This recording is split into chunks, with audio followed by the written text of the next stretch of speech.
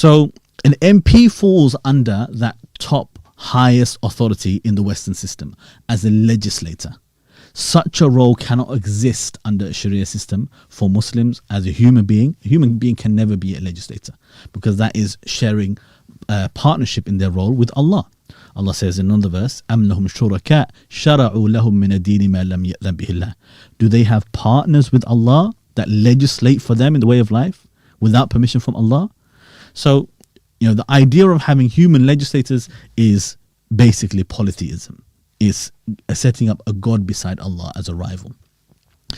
So that's the case with MPs. Now, mayors are not MPs. Mayors fall under that executive branch, and perhaps even at a lower level. There are many different levels of that kind of administration. Some people may be purely administrative.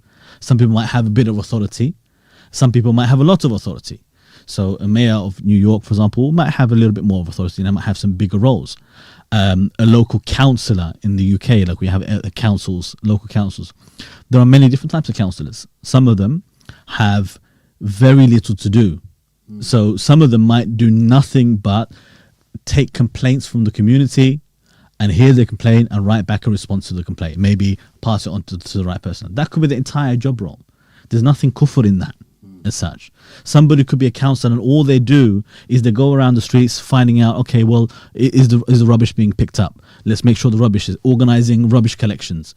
Well, there's nothing wrong with that. In fact, collecting rubbish and cleaning the roads is an act of iman in Islam. So the actions, what they're actually doing, is not necessarily contradictory to Islam in itself.